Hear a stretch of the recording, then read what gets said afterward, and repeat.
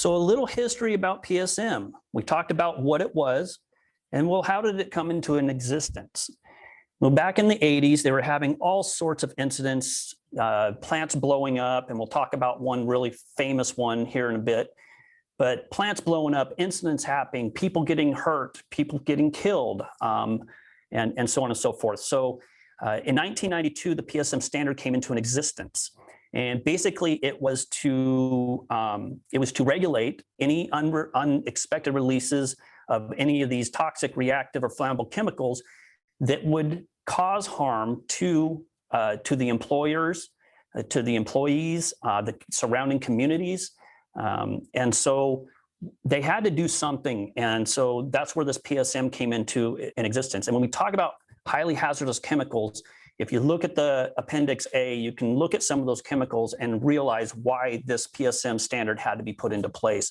You had a lot of, and we'll get into the 14 different elements, but you had a lot of mechanical failures. You had a lot of, when plants were being built, the age of the plant, the age of the process, and so on and so forth. And so they had to have some way to be able to go in and make sure that all those processes were the integrity of them were in place, so things like these catastrophic events didn't happen. And so one really famous incident is the West Texas West fertilizer explosion and fire. This happened in West Texas in 2013.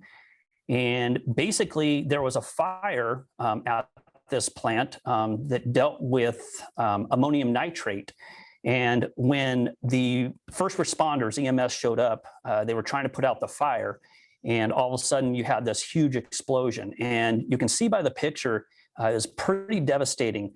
Down there in the lower portion of that picture, that's an apartment building, and it leveled that apartment building. It took off the whole second story of it, and injured a lot of people. There's about 160 people that were injured, about 150 buildings that were damaged or destroyed. Unfortunately, there were some fatalities involved with that. But with an explosion of this magnitude, there could have been a lot more that were killed other than just 15. And then something that happened in our own backyard here in Glendale. There was a chlorine release.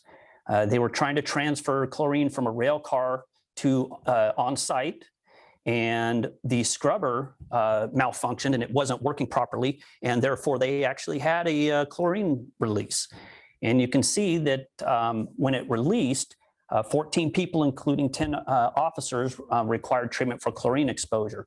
Fortunately, no one got, there were no fatalities involved with this. But this happened back in 2003.